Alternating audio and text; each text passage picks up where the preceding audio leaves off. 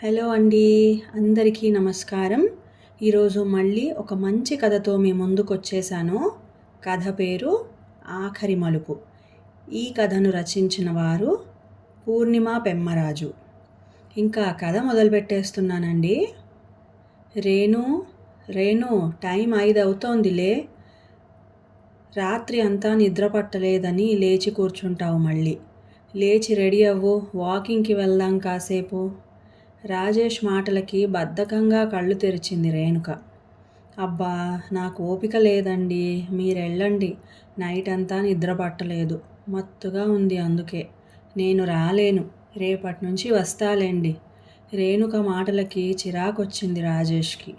ఏమిటి రేణు ఇది, రోజూ ఇలానే అంటావు? షుగర్ కంట్రోల్లో ఉండాలంటే వాక్ చేయాలన్నారు కదా డాక్టర్ గారు. నైట్ నిద్ర పట్టదంటావు, పగలేమో పడుకుంటావు. ఇలా అయితే ఎలా? హెల్త్ పాడవ్వదా? నెమ్మదిగా నడువు.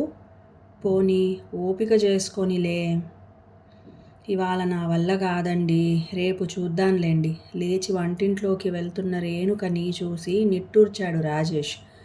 సరే, నేను వెళ్తున్నా వాకింగ్కి. అన్నట్టు చెప్పడం మర్చిపోయా, నీకు కొరియర్ వచ్చింది మీ ఫ్రెండ్ వసంత నుంచి.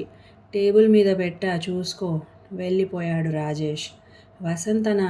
తనేం పంపింది అనుకుంటూ ఓపెన్ చేసింది రేణుక.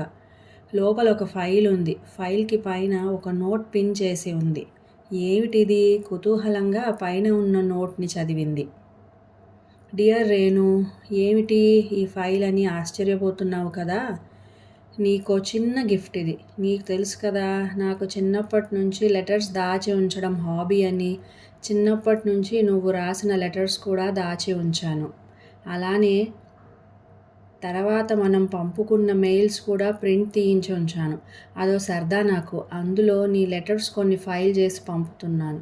అవి చదివాక చివర్లో నేను లెటర్ రాశాను, అది చదువు. ఏమిటి ఈ లెటర్స్ గోలా అనిపిస్తోందా? పర్లేదు, సరదాగానే చదువు ఒకసారి. ఈ వసు ఇంతే, ఎప్పుడూ ఏవో క్రేజీ ఆలోచనలు. చిన్న నవ్వు వచ్చింది రేణుక మొహం మీదకి. ఏముందో ఈ లెటర్స్లో చూద్దాం అనుకుంటూ ఫైల్ ఓపెన్ చేసింది.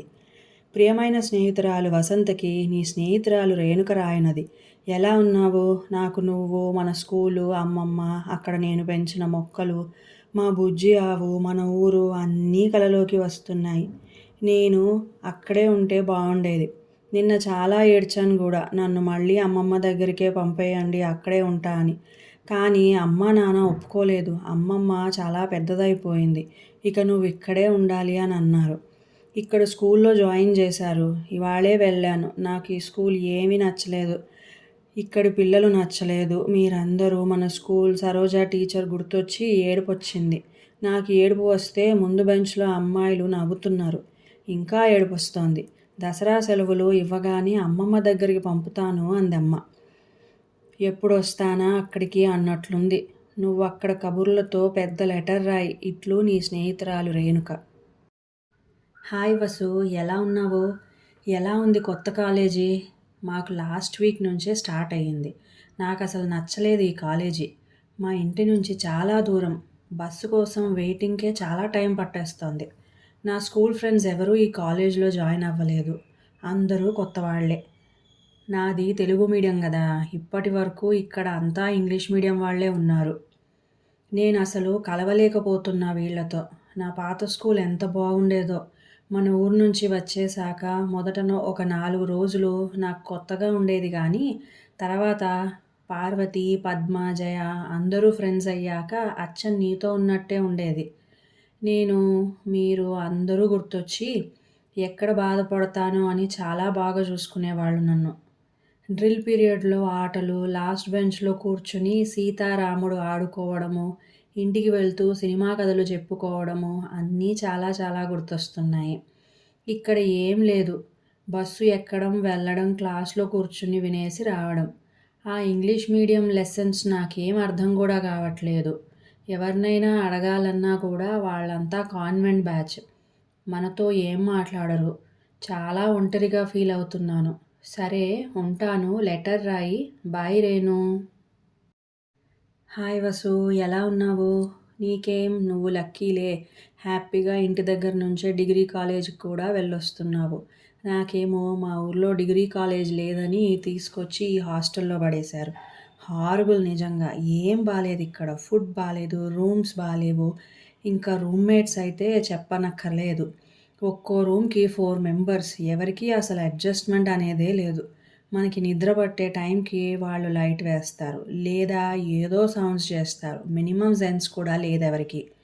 నా జూనియర్ కాలేజీ ఫ్రెండ్స్‌ని ఎంత బతిమాలానో. వాళ్ళిక్కడే జాయిన్ అయ్యి ఉంటే అందరం కలిసి ఒకే రూమ్‌లో అయినా ఉండేవాళ్ళం.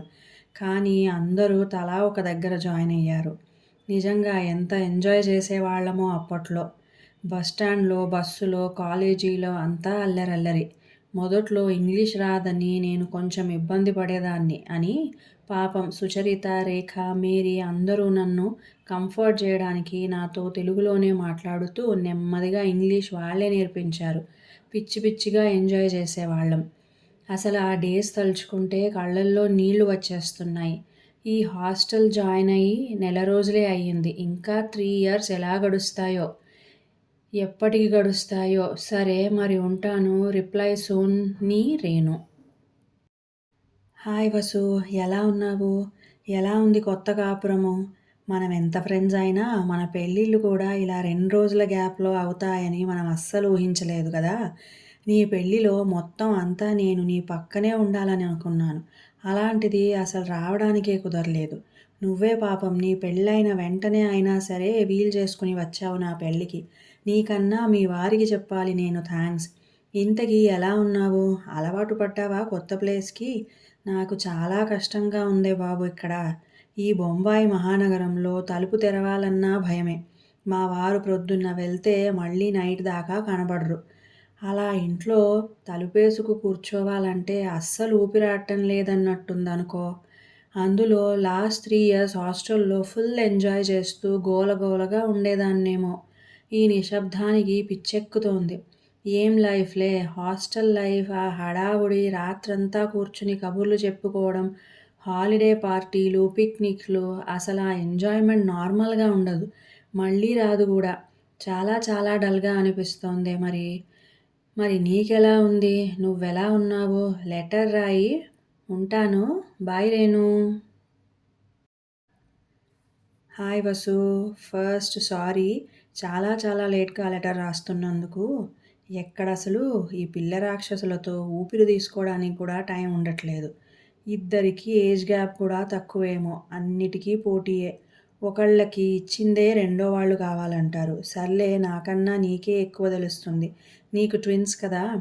నీకింకెంత కష్టమో ఊహించుకోగలను. నువ్వెలా చేసుకుంటావో తెలీదు గానీ తల్లీ, నాకైతే నీరసం వచ్చేస్తోంది రాత్రయ్యేసరికి. ఎప్పుడు పోయి పడుకుందామా అనే తప్ప పర్సనల్ లైఫ్ అనేది ఉంటుందని మర్చిపోయాను. రోజంతా కామ్‌గా ఉన్న ఇంట్లో నచ్చిన పాటలు వింటూ పెయింటింగ్ చేసుకోవడం, వీకెండ్స్ అంతా మేమిద్దరం సినిమాలకి, షాపింగ్‌లకి, హోటల్స్‌కి వెళ్ళడం అన్నీ అన్నీ పూర్వజన్మ జ్ఞాపకాల్లా ఉన్నాయి లెద్దూ. సరే లెటర్ మొదలెట్టగానే మా పిల్ల లాగేస్తోంది వచ్చి. ఇంకోసారి సావకాశంగా రాస్తాను. బాయ్ రేణు. హాయ్ వసు, బాగున్నావా? మీ ఇద్దరు పిల్లలకి ఇంజినీరింగ్‌లో సీట్ వచ్చినందుకు ఫస్ట్ కంగ్రాట్స్. ఎంత కష్టపడ్డా ట్విన్స్ అవ్వడంతో ఒక్కసారే గట్టెక్కావు నువ్వు. నాకు ముందు ఉంది పండగ. అబ్బాయి ఇంటర్ సెకండ్ ఇయర్ ఇప్పుడు. అమ్మాయి ఫస్ట్ ఇయర్. ఏమో ఇక వీళ్ళ టెన్షన్‌తోనే గడిచిపోతోంది. చదువు సంగతి పక్కన పెడితే ఈ టీనేజ్ పిల్లలతో మహా కష్టం గదా! వాళ్ళ మూడ్ స్వింగ్స్, తెలిసి తెలియని తనంతో మనకి పిచ్చెక్కిస్తారు. అన్నీ వాళ్ళకే తెలుసనుకుంటారు. ఎక్కడ ఏ తప్పటడుగు వేస్తారో అని భయం. ఏదీ షేర్ చేసుకోరు. చిన్నప్పుడు రోజంతా మన చుట్టూ తిరిగే పిల్లలు వీళ్ళేనా అనిపిస్తుంది కదా! ఆ అమాయకమైన నవ్వులు, మాటలు, ఆటలు రోజు ఎలా గడిచేదో కూడా తెలిసేది కాదు. అదో అందమైన అనుభవం కదా! పిల్లల చిన్నతనం అలా ఉండిపోతే బాగుండేది వాళ్ళనిపిస్తుంది నాకు. ఈ టీనేజ్ పిల్లల్ని ఎలా హ్యాండిల్ చేయాలో నీకేమన్నా టిప్స్ తెలిస్తే చెప్పు నాకు. నిజంగా నా వల్ల అవ్వట్లేదు. టెన్షన్‌తో నిద్ర గూడా పట్టట్లేదు. ఉంటాను మరి. Bye Renu. How are you Vasu? Email ఇవ్వడం నేర్చుకున్నా నేను గూడా. నీకే ఫస్ట్ మెయిల్. అదేమిటో గానీ ఫోన్‌లో మాట్లాడితే కన్నా నీతో లెటర్‌లాగా రాయడమే నచ్చుతుంది నాకు.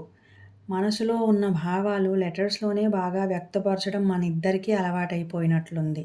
అందుకే నీకే మొదటి లెటర్ మెయిల్‌లో రాస్తున్నా. ఈ ఏజ్‌లో ఎందుకివన్నీ అని నేను అనుకున్నా గానీ, పరిగెడుతున్న పిల్లల్ని అందుకోవాలంటే మనం గూడా నేర్చుకోవాల్సిందే ఇవన్నీ. ఉద్యోగాలొచ్చి ఇద్దరు దేశం వదిలి ఎగిరిపోయాక కాల్స్‌లో దొరకరు. టైమింగ్స్ వేరు. ఇలా మెయిల్ రాసి పెడితే చూసినప్పుడు రిప్లై ఇస్తారని ఒక చిన్న ఆశ. సడన్‌గా ఇద్దరు ఉద్యోగాలొచ్చి వెళ్ళిపోయారు. చాలా టెన్షన్ అనిపిస్తుంది. పెళ్ళిళ్ళయ్యాక వెళ్ళి ఉంటే ఈ టెన్షన్ ఉండేది గాదు. పెళ్ళిళ్ళు చేసుకోమంటే టైం కావాలంటారు. ఇన్నాళ్ళంటే ఇంట్లో నాతో ఉండేవాళ్ళు. నాకు నిశ్చింతగా ఉండేది. వాళ్ళ కోపాలు, వాలకలు, టెన్షన్‌లు, ఫ్రస్ట్రేషన్ అంతా నేను పంచుకునేదాన్ని. ఎవరితో అన్నా షేర్ చేసుకుంటే వాళ్ళు రిలాక్స్ అవుతారు. ఇక్కడే జాబ్స్ వచ్చి ఉంటే బావుండేది. పిల్లలు ఇంట్లో లేక ఇల్లంతా శూన్యంగా అనిపిస్తోంది. ఎప్పుడూ వదిలి ఉండలేదు కదా! కష్టంగా ఉంది. మరి నువ్వెలా ఉన్నావు? నువ్వు కూడా మెయిల్ ఇవ్వు మరి. బాయ్ రేణు. హాయ్ వసు. ఏమిటి ఇన్నాళ్ళకి ఈమెయిల్ అనుకుంటున్నావా? రోజూ ఫోన్లో మాట్లాడుతున్నా ఇలా మధ్యలో లెటర్ రాయాలనిపిస్తుంటుంది. నిన్న అడిగావుగా ఏమిటి అసలు కాల్ కూడా చేయట్లేదు అని. ఎక్కడమ్మా? ఇన్నాళ్ళు మా అమ్మాయి ఇంట్లోనే ఉన్నాము. ఈ వారమే మా కోడలికి డ్యూ డేట్ అని అబ్బాయి దగ్గరికి వచ్చాం. దగ్గర దగ్గర సంవత్సరం నుంచి ఈ అమెరికాలోనే ఉండిపోయాం. మా అమ్మాయికిప్పుడు పర్లేదు. పిల్లాడికి 1 ఇయర్ వచ్చింది. ఇక తాను వర్క్ ఫ్రమ్ హోమ్ పెట్టుకుని చేసుకోగలదు. కోడలికి కూడా డెలివరీ అయితే ఎప్పుడెప్పుడు ఇండియా పరిగెడదామా అని ఎదురుచూస్తున్నాం. ఈ క్లైమేట్ మా ఇద్దరికీ పడట్లేదు. తోచదు కూడా. ఇండియాలో అయితే మనకి ఒక రొటీన్. చుట్టూ తెలిసిన వాళ్ళు, గడిచిపోతుంది బాగా. చుట్టాలు, ఫ్రెండ్సు, ఫంక్షన్లు, ఫెస్టివల్స్‌తో గడిపిన ఆ రోజులన్నీ గిర్రున కళ్ళ ముందు తిరుగుతున్నాయి. ఏం చేస్తాం? ఇద్దరం ఆ కబుర్లు చెప్పుకుంటూ టైం గడుపుతున్నాం. పిల్లల ముందు ఫోన్లో ఇలా మాట్లాడితే వాళ్ళు మనసు కష్టపెట్టుకుంటారు కదా! అందుకని మెయిల్ పెడుతున్నా. బాయ్ రేణు. వసు, దాదాపు 6 ఇయర్స్ అయింది మెయిల్ ఓపెన్ చేసి కూడా. నువ్వు మెయిల్ ఇవ్వమన్నావని మళ్ళీ ఇవాళ ఓపెన్ చేశా. నిజానికి పాస్వర్డ్ కూడా గుర్తులేదు. మర్చిపోయాను. మళ్ళీ రివైవ్ చేశారు రాజేష్. ఫోన్లో నేను సరిగా మాట్లాడట్లేదు మెయిల్ పెట్టమన్నావు. ఏం పెట్టమంటావు? అమెరికా నుంచి వచ్చాక నాకంతా స్తబ్దుగా ఉంది. అమ్మమ్మ, బామ్మ అనే పిలుపులే వినిపిస్తున్నాయి నా చెవిలో. వాళ్ళ మీద చాలా బెంగగా ఉంది. వాళ్ళిద్దరితో నేను మళ్ళీ నా పిల్లల బాల్యం చూసుకున్నాను. ఇంకా నా పిల్లల చిన్నప్పుడు అనుభవం లేకపోవడం వల్ల, పని ఒత్తిడి వల్ల వాళ్ళ బాల్యం ఎంజాయ్ చెయ్యలేదేమో గానీ, వీళ్ళతో మాత్రం చాలా చాలా బాగా గడిపాను. అదృష్టం కొద్దీ ఇద్దరు పిల్లలు దగ్గర దగ్గరగానే ఉండడంతో మనవడు, మనవరాలు ఇద్దరూ అలవాటైపోయారు. ఇప్పుడు వాళ్ళు కొంచెం పెద్దయ్యారు. స్కూల్‌కి వెళ్ళిపోతున్నారు. ఇక మన అవసరం లేదని ఇండియా వచ్చేసాం గానీ, నా మనసు అక్కడే ఉండిపోయింది.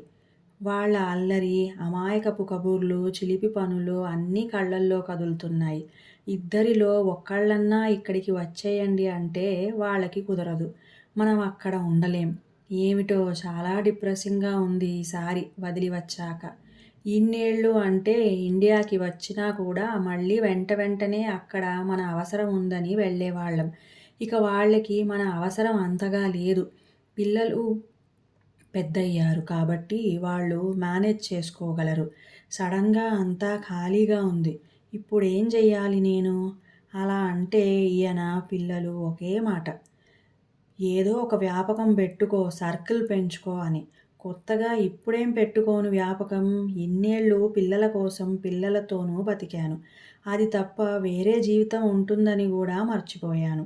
నాకు మా అమ్మాయి పుట్టినప్పుడే జాబ్ వచ్చింది కానీ, ఇద్దరు చిన్న పిల్లలతో కుదరదని వదిలేశాను. ఎన్నిసార్లు సంగీతం నేర్చుకుందామని మ్యూజిక్ క్లాస్‌లో జాయిన్ అయ్యి కుదరక మానేశానో. కానీ ఎప్పుడూ రిగ్రెట్ అవ్వలేదు. పిల్లల కోసమే గదా! ఏం మానేసినా అని అనుకున్నాను. లైఫ్ అంటే పిల్లలతోనే అనుకుని ఇన్నేళ్ళు బతికాక ఇప్పుడు సడన్‌గా వాళ్ళు వేరు, నేను వేరు అని ఎలా అనుకోవాలి?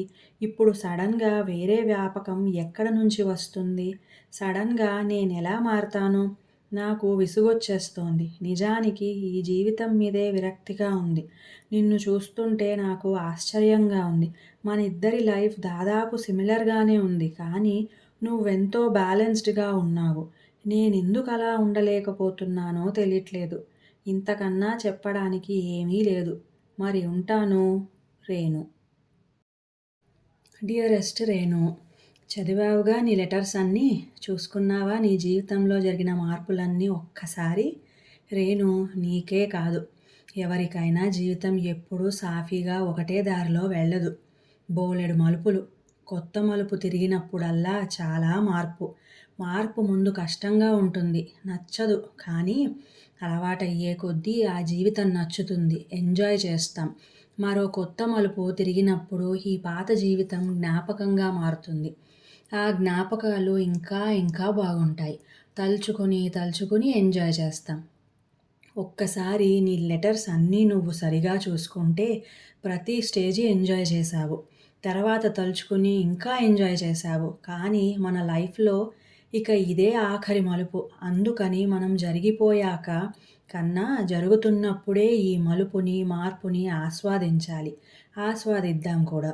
నీ బాధ్యతలు నువ్వు చక్కగా పూర్తి చేశావు. అందరూ హ్యాపీగా ఉన్నప్పుడు నువ్విలా డిప్రెస్ అయి ఉంటే నీ పిల్లలు బాధపడరా? వాళ్ళు ప్రశాంతంగా ఉండగలరా అక్కడ? అలా అనుకుంటే మనం గూడా మనం పేరెంట్స్‌ని వదిలిపెట్టి వచ్చి మన జీవితాన్ని నిర్మించుకోలేదా? అదే కదా పిల్లలు చేస్తోంది. సడన్‌గా వేరే జీవితం ఎలా అన్నావు? ఒక్కసారి చూసుకున్నావా నీ లైఫ్‌లో ఎన్ని మార్పులు జరిగాయో? అలానే ఇది. నువ్వు మానేసిన పెయింటింగ్ స్టార్ట్ చెయ్యి. ఆపేసిన మ్యూజిక్ మొదలెట్టు. మీ ఇద్దరూ కలిసి టైం గడపండి. రాజేష్ గారు నాతో మాట్లాడారు మొన్న ఫోన్లో. నీ గురించి ఆయన చాలా వరి అవుతున్నారు. హెల్త్ కంప్లీట్‌గా నెగ్లెక్ట్ చేస్తున్నావని. రేణు, ఒక్కటి గుర్తుపెట్టుకో. ఇందాక నేనన్నట్టు ఇదే మనకి ఆఖరి మలుపు. ఇక్కడ నుంచి మనం ప్రతి క్షణం జరుగుతున్న మార్పుని ఆస్వాదిద్దాం. జ్ఞాపకాలు తలుచుకుని ఆనందిద్దాం. కానీ ఈ క్షణాన్ని గూడా ఆనందిద్దాం. ఈ క్షణం జ్ఞాపకం అయ్యేదాకా వెయిట్ చేయొద్దు. సరే, ఏదో చెప్పేస్తున్నా కానీ అసలు విషయం ఏమిటంటే నేను మా వారు తమిళనాడు టెంపుల్ టూర్‌కి వెళ్తున్నాం. ఒక 2 వారాలు అనుకుంటున్నాం. మీ ఇద్దరు కూడా వస్తే బావుంటుంది అనిపిస్తోంది నాకు. మళ్ళీ మన జ్ఞాపకాలు నెమరేసుకుందాం. ట్రిప్ బాగా ఎంజాయ్ చేసి కొత్త జ్ఞాపకాలు సృష్టించుకుందాం. ఏమంటావు? ప్రేమతో నీ వసు. ఇదంతా చదివాక రేణుక మొహం ఆనందంతో విచ్చుకుంది. ఒక్కసారి తన మొత్తం జీవితాన్ని వెనక్కి తిప్పి చూపించి తన మనసులోని వ్యధని పోగొట్టిన తన స్నేహితురాలికి థాంక్స్ చెప్పుకుందామని ఫోన్ వైపు నడిచింది. టికెట్స్ బుక్ చెయ్యమని చెప్పడానికి కూడా. ఇంకా కథ సమాప్తం. ఈ కథ మీకు నచ్చినట్లయితే ప్లీజ్ లైక్ చేయండి, మంచి కామెంట్ పెట్టండి, మీకు తెలిసిన వాళ్ళతో షేర్ చేయండి, అలాగే సబ్స్క్రైబ్ చేసుకోండి. ఇంకా సెలవు.